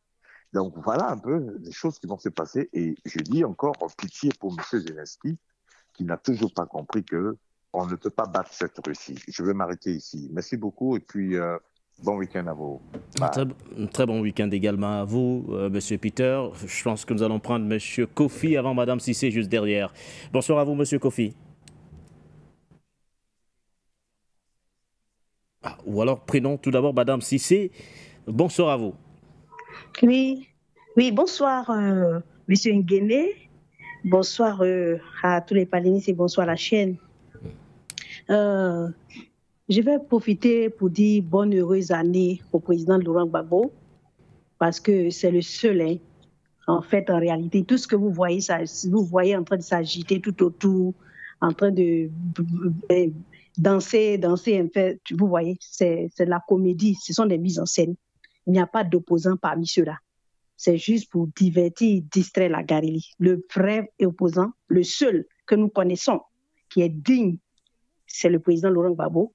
Et je demande à toutes les femmes qui veulent un changement en Côte d'Ivoire de prendre part à la rencontre qu'il y aura au Palais de la Culture demain à 10h. Le président Laurent Gbagbo veut rencontrer toutes les femmes. Et c'est l'occasion pour vous, c'est l'occasion pour moi, pour toutes les femmes de ce pays d'aller exposer les difficultés qu'elles traversent. Quand j'ai fini de dire ça, en fait, j'ai écouté le discours du président. En fait, tout ça, c'est de l'orgueil. Derrière toute cette assurance, en fait, l'orgueil, c'est quoi? C'est l'assurance sous l'absence de tranquillité. Derrière, sous le discours qu'il a fait, derrière cette démonstration de toute puissance qu'il a faite devant les ambassadeurs, se trouve la petitesse. En fait, la petitesse du personnage. Parce que son bilan est nul, son bilan est négatif. Après s'être tapé la poitrine, promettre monts et merveilles aux Ivoiriens, on a vu que la montagne a accouché d'une souris. Il ne vaut rien. Et ce n'est pas la peine. En fait, quand il a des conseillers, les conseillers, ça sert à ça. Il faut lui demander de se retirer. L'orgueilleux, en fait, c'est une mise en scène. Il se veut grand et pourtant, il ne vaut rien. Il a dit qu'il était économiste. Le résultat est là. La sœur l'a dit, hein, celle qui m'a précédé l'a dit. Tous les signaux sont au rouge. Il n'a rien. Ça dit jamais la Côte d'Ivoire n'a atteint ce niveau si bas là. Point de vue agriculture, point de vue éducation, point de vue santé, point de vue IDH, point de vue misère, tout est au rouge. Et le pire, c'est que la Côte d'Ivoire est devenue un État narcotrafiquant. La Côte d'Ivoire fait partie des États narcotrafiquants. La Côte d'Ivoire a le taux de suicide le plus élevé en Afrique. La Côte d'Ivoire a les fonctionnaires les plus endettés, comme l'État de Côte d'Ivoire est le plus endetté. C'est vrai qu'il a parlé de sa santé, oui, il a parlé de sa santé, mais cette fois-ci, on va devoir faire référence à la filiation. Parce que ça ne sert à rien de venir là, de dire ma mère est ici, ma mère j'ai fréquenté ici, mais ça ne suffit pas. Puisqu'il veut être candidat, apparemment, il veut briguer pour un 4e mandat, il va nous dire qui est sa mère, il est né de qui. Cette fois-ci, il va nous dire qui est sa filiation. Sinon, moi je pense que la France, à vrai dire, la France n'en veut plus. Mais les Ivoiriens même n'en veulent plus, n'ont jamais voulu de ce monsieur. Mais puisque c'est la France qui l'a mis là, la France même n'en veut plus. Et c'est le moment de lui dire de dégager. Parce que aucun Ivoirien, je vous dis, retenez ce que je vous dis, aucun Ivoirien n'acceptera cette 4e candidature de Alassane Ouattara. Et il le sait. Il entend peut-être blaguer ceux qui gouvernent, ses suiveurs, il entend les blaguer. Sinon, personne n'acceptera cette candidature. Ouattara veut la guerre. C'est une déclaration de guerre. Vous avez, tout est faux en vous. Qui êtes-vous? Tout est faux. Depuis le début, l'affiliation, le diplôme, tout est faux. Vous venez là, vous endettez la Côte d'Ivoire, les Ivoiriens, la Côte d'Ivoire la traîne, et vous osez venir là comme ça devant les ambassadeurs. En fait, c'est une forme c'est le désespoir. Ouattara veut montrer qu'il est encore dans la politique, il a encore du répondant, il n'est pas mort politiquement, alors que lui-même, son bilan même l'a tué.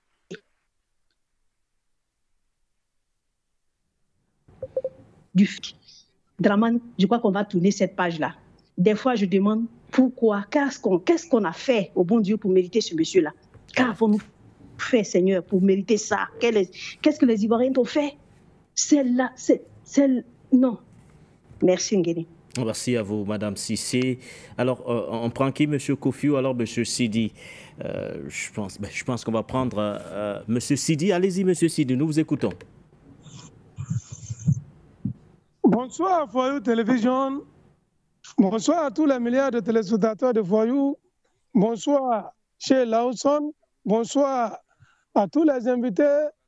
Monsieur Nguene, merci beaucoup. Avant tout propos, une fois encore, permettez-moi de présenter mes condoléances à toutes les familles des militaires tombés sur le front à Banikwara, dans la zone des 3 frontières. Et nous demandons que Dieu le vrai et les ancêtres accueillent nos frères tombés les armes en main pour défendre la patrie. Que les âmes reposent en paix. Lorsque j'ai fini de dire ça, M. Nguene, les terroristes comme Alassane Dramane Ouattara doivent avoir une solution.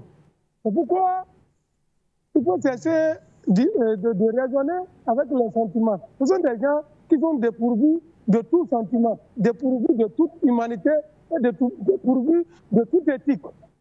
Lorsque vous appliquez avec les immorales, comment on appelle, l'éthique, vous échouez toujours. Voilà pourquoi en 2011, ça n'avait pas marché pour les Ivoiriens. Et jusqu'à présent, il y en a qui ne comprennent pas quelle est la procédure et qu'est-ce qu'il faut faire pour les abattre. Monsieur Nguene, trop c'est trop, il faut finir avec ça. Et pour finir avec ça en Côte d'Ivoire, c'est très simple. Œil pour œil, dent pour dent. Parce que là où nous sommes en train d'arriver, c'est très grave et très dangereux. Ça veut dire que ce monsieur-là s'en fout des morts qu'il a créés en 2011. Ça veut dire qu'il est prêt à refaire encore la même chose. Celui qui n'a pas pitié pour les êtres humains. Mais pourquoi avoir pitié pour lui? Pourquoi le traiter avec respect? Voilà pourquoi je demande à tous les vrais patriotes, à tous les vrais panafricanistes de la Côte d'Ivoire que l'heure a sonné. La patrie vous appelle. Répondez au devoir. Parce que lorsque la patrie est menacée, il n'y a plus de parti politique, il n'y a plus de Gbagbo, il n'y a plus de, qu'on appelle, de Guillaume Soro, il n'y a plus de qui. Non. Aujourd'hui, est-ce que c'est Guillaume Soro qui est le problème? Non. Le problème, c'est Ouattara. Comment faire pour finir avec Ouattara? Vous savez, vous avez la solution. Vous êtes intelligent en Côte d'Ivoire. Assoyez-vous, faites taire vos petites querelles et trouvez d'abord la solution. Lorsque la solution va venir et que Dramane Ouattara, qu'on appelle, va partir, vous allez ramener les autres querelles. Il y a le point qui sera fait de la crise du post-électoral de 2011, mais pour l'instant, on ne peut pas faire un procès parce que lorsqu'on va à la chasse, on ne partage pas les qu'on appelle les lièvres ou bien les perdrix. Il faut aller à la chasse, tuer les lièvres et les perdrix, savoir combien vous avez tué avant de procéder au partage. Sinon, les lièvres et les perdrix vous échappent souvent. Donc, je ne souhaite pas ça encore à la Côte d'Ivoire. Il faut qu'on laisse les petits débats là parce que c'est très sérieux. Si la Côte d'Ivoire, comme ça veut dire que beaucoup de choses peuvent se passer en Afrique de l'Ouest encore. Et nous attendons que ce monsieur-là, il tombe. Parce que je suis très remonté à entendre ce qu'il vient de dire. Si lui il est en bonne santé, M. Nguene, vous et moi, sommes-nous malades? Pour qui nous prend en Afrique en réalité? Parce qu'un tintin religieux lui donne la force, mais montrons aux Français que la Côte d'Ivoire, c'est tous les Ivoiriens.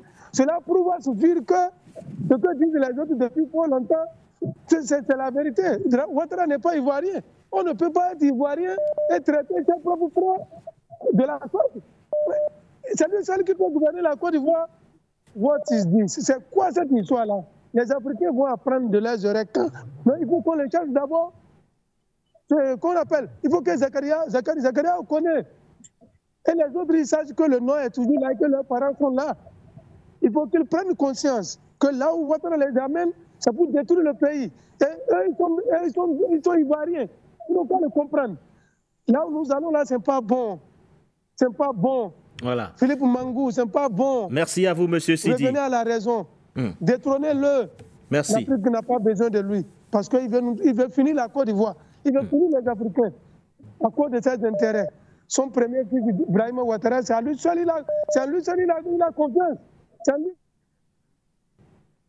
Alors, merci à vous, M. Sidi. Je pense qu'on prend Zerfel depuis l'Allemagne. Bonsoir à vous, Zerfel. Ok, bonsoir, Guéné, bonsoir à vos invités. Je salue tous mes amis et mes frères qui sont à la partie technique. sans oublier la diva et puis Madone. Et voyez-vous ce qui se passe aujourd'hui, j'ai toujours répété les mercredis, si vous avez remarqué, je me suis toujours adressé aux opposants. Parce que la mentalité de celui qui est au pouvoir présentement, tout son groupe là, ce sont des gens qui sont là pour... Et ils ne sont pas des démocrates. Ce qu'ils connaissent, c'est la guerre, c'est la tuerie. C'est ça qu'ils attendent. Parce qu'on les appelle au dialogue, ils font comme si ils ne sont pas en face des êtres humains. C'est ça, moi, je me suis toujours adressé aux opposants. Nous sommes aujourd'hui, et comme on est dans 10 mois, on aura les élections. Or, les opposants, comme vient de dire, moi, j'ai toujours dit, j'ai dit les opposants, là. Parce que j'ai cité tout ce que Mme Fromager a cité tout à l'heure. Je parle d'eux toujours. On ne peut pas s'asseoir là, et puis le monsieur, il est là, vous nous envoyez des choses, comment dire, des lettres, pour qu'on vienne s'asseoir à la table. Le Premier ministre est là, il ne dit rien. Ah, mais en ce moment-là, vous faites quoi?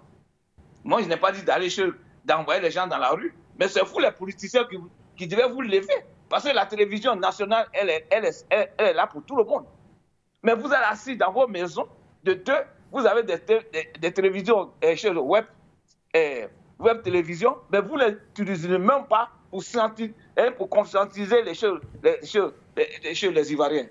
Vous avez seulement... C'est-à-dire que moi, je ne comprends pas. La communication, là, ce n'est pas seulement les armes qui gagnent la guerre. C'est la communication qui gagne la guerre. Ce qu'on est en train de faire aujourd'hui, ce n'est pas pour aller en guerre, mais c'est pour ramener ce monsieur qui se fout de la gueule des Ivoiriens, pour le ramener à la raison, pour qu'il nous écoute. Parce qu'on ne peut pas attendre à la dernière minute ce monsieur, ce qu'il est en train de faire, un peu derrière, un peu devant. Non, on ne peut pas assister à ce genre de truc-là. Parce qu'aujourd'hui, la réunion que vous avez, qui va se faire demain, la rencontre du président Gbagbo avec nos mamans demain, il faut que les mamans qui vont partir là-bas, il faut qu'elles en parlent. Pour que ceux qui sont autour de lui puissent ouvrir les yeux. Et les autres opposants aussi. Ce n'est pas le président Gbagbo seulement qui est en Côte d'Ivoire. Vous avez des partis, vous tapez la patrie aujourd'hui, vous avez des partis. Mais si ce sont des partis pour faire un plaisir à vos choses, aux yeux des Ivoiriens, ce n'est pas la peine. Ce n'est pas la peine d'embêter la jeunesse. Parce que quand vous partez dans les villages, non, c'est moi qui suis là, ainsi de suite. Mais quand il y a des choses sérieuses, on ne vous entend pas. Ça, c'est quel genre de politique que vous voulez mener devant les Ivoiriens. Alors, en ce moment-là où nous avons le dos au mur vis-à-vis de ce monsieur-là. Mais si vous vous amusez avec ce qu'il est en train de faire, parce que présentement, ils sont en train de nous faire endormir. La liste électorale, ils ne s'occupent même pas de ça. Parce qu'il y a des gens aujourd'hui qui ne sont même pas encore enrôlés. Et on peut enrôler 2000 Syriens en Côte d'Ivoire, ils ont l'argent pour faire cela. Mais l'argent de Côte d'Ivoire, on prend pour donner à des étrangers. Et l'Ivoirien même, il n'a même pas cet argent pour faire ses besoins. Alors, vous regardez ça, de deux.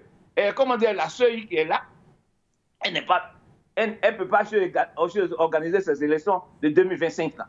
Parce que si vous fermez les yeux, on aura encore les yeux pour pleurer. On n'aura pas pour pleurer, mais il y aura encore des guerres inutiles pour massacrer des gens inutilement. Parce que ceux qui sont là, ceux qui se disent aujourd'hui le corps habillé là, parce que je me demande si ce sont des gens, si ce sont des Ivoiriens ou ce sont des étrangers. Parce qu'on ne peut pas vivre dans un pays où toi-même tu es corps habillé, ton enfant n'a même pas, l'éducation appropriée, et quand on te dit de sortir pour mater des gens, vous êtes les premiers à faire cela, à torpiller des gens, à se masquer pour venir détruire une famille. En ce moment-là, il faut que les gens, vous les opposants, moi je m'adresse à vous, c'est vous les politiciens, avant que quelque chose soit pris en compte, c'est vous les politiciens qui êtes devant, et les autres viennent à la suite. Alors si vous n'êtes pas capable, dites-nous la vérité et on sait comment on va s'orienter. Parce que ce n'est pas seulement le PACI, il y a le PDCI qui est là, il y a le parti de Mme Gbagbo. qui est là, il y a comment dirais-je, Blé Goudé qui est là. Tous ces partis-là, parce que quand on veut voir, vous êtes quelque chose de 200 quelque chose, partis aujourd'hui en Côte d'Ivoire cachés. Mais vous attendez quoi? L'argent? Pourquoi on vous donne l'argent pour dire que vous avez un parti? Mais vous êtes des plaisantins. Moi, je vous dis ça, je répète encore. Vous êtes des plaisantins. Parce que quelqu'un qui n'est pas capable de revendiquer ses droits, c'est un plaisantin. Alors, vous dites que vous êtes des partis, des partis politiques. Et on ne vous voit pas sur le terrain. On ne vous voit même pas. C'est un seul monsieur seulement. Tous les yeux sont braqués là-dessus. Quand il dit un mot, on va déformer ce qu'il dit. Et vous êtes là. Vous faites quoi? Vous, les autres, là, vous faites quoi? Vous êtes là pour accompagner les gens? Merci, Nguédé. Alors, merci à vous, Zerfel. Vous posez la question de savoir que fait précisément l'opposition. Je vais vous emmener à suivre un autre extrait qui marque officiellement la deuxième articulation et dernière de cette émission de Point sur l'actualité.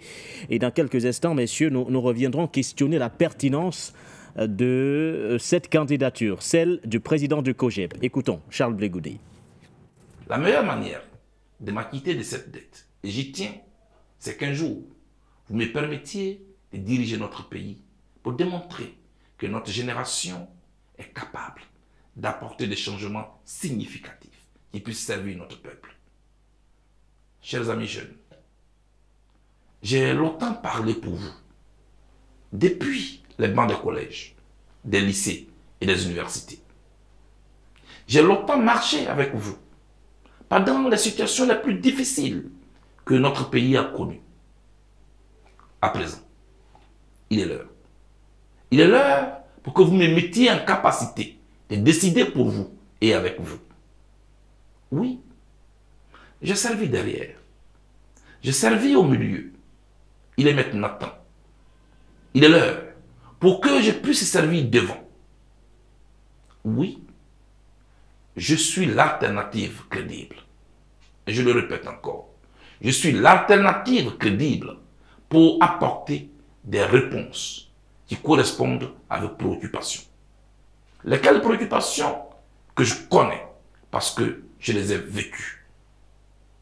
Jeunes de Côte d'Ivoire, 2025, c'est pour nous. La jeunesse a beaucoup subi. La jeunesse a trop accompagné. Il est l'heure que la jeunesse dirige et décide pour elle-même et par elle-même. Comme me disait mon grand-père, ne laissons pas le tam-tam pour taper le ventre. 2025, c'est pour nous. Alors, Sylvain de Bogo, que vaut cette opposition ivoirienne? C'est bien de parler tous les jours justement du président Alassane Ouattara et de ses intentions pour cette présidentielle à venir, mais qu'y a-t-il en face? Charles Blé Goudé, par exemple, peut-il être aujourd'hui une alternative crédible, comme il le dit? Merci. L'opposition ivoirienne dans son ensemble, cette opposition... En 2 minutes, Sylvain. En 2 minutes, nous sommes à la fin de l'émission. Allez-y. Voilà, cette opposition ne trouve pas encore sa route parce qu'elle refuse de s'unir. C'est un problème fondamental que nous sommes toujours en train de dénoncer. Blé Goudé, il peut, comme il a dit, chacun est ambitieux, mais là, il n'a pas encore son nom sur la liste non plus. Donc, il ne peut pas candidater.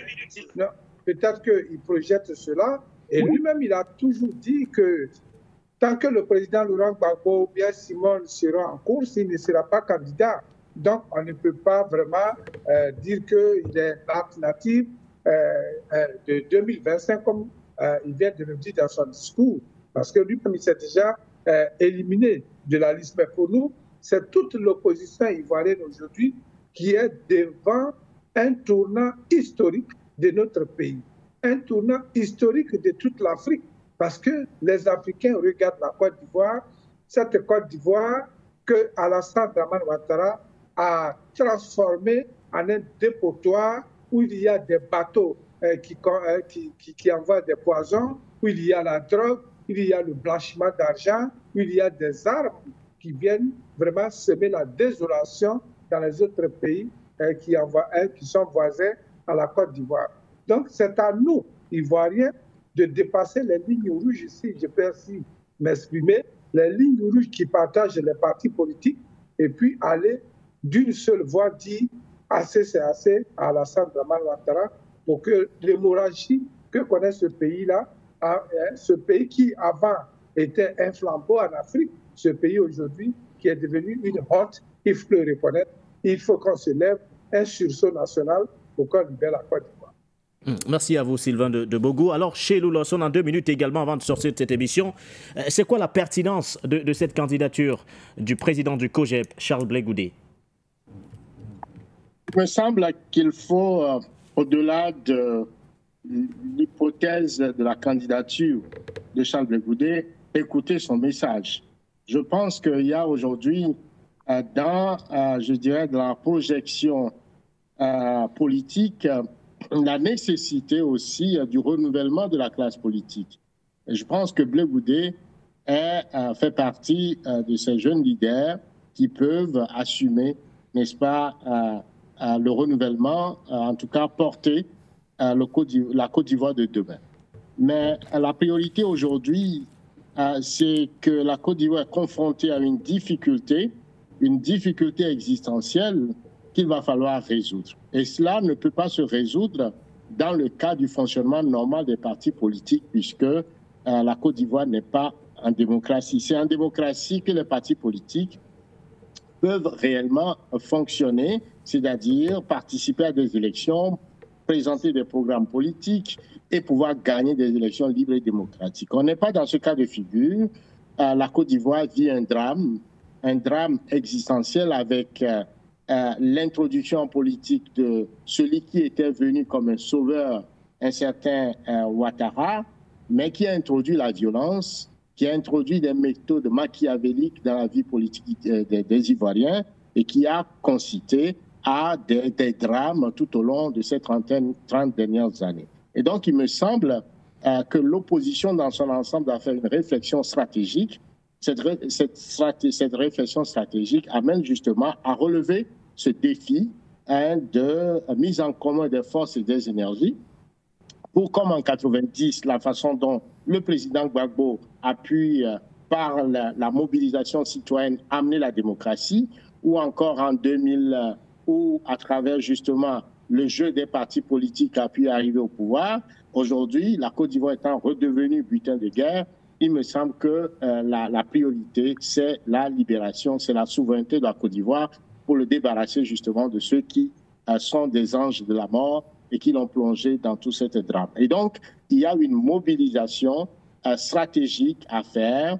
Il y a à mettre en veilleuse les velléités de prise de pouvoir par le jeu électoraliste qui a en fait un piège à con tendu par le président Ouattara, et qu'il faut vraiment mobiliser le peuple dans une convergence citoyenne pyramidale qui passe justement par la rupture, la pensée rebelle, et pour remettre en cause les lois scélérates, mais aussi justement sur les valeurs culturelles endogènes de la Côte d'Ivoire, pour qu'ensemble, la vraie question de réconciliation, n'est-ce pas, de justice et également de vérité et de réparation soit convoquée au dossier, pour qu'ensemble on tourne la page de la violence de Côte d'Ivoire sanglante, Côte d'Ivoire violente.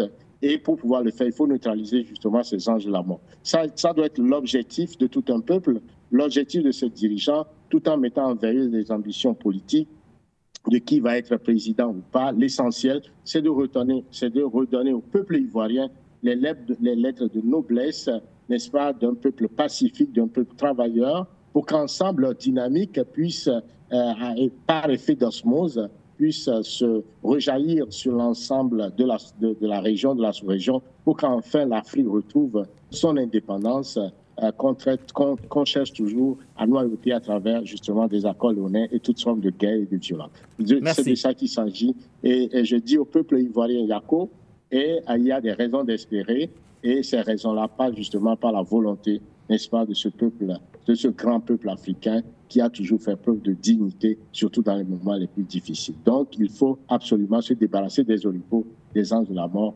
notamment Ouattara et tout ce qu'il a amené comme violence dans la classe politique ivoiriens. Merci à vous, chez Lawson, Sylvain Bogo. Merci, monsieur. Merci surtout à nos nombreux téléspectateurs, téléauditeurs ou encore auditeurs, à la grande équipe de la réalisation. C'était la dernière édition de cette semaine de votre émission Le Point sur l'actualité, édition du 10 janvier 2025. Très bon début de week-end à tous.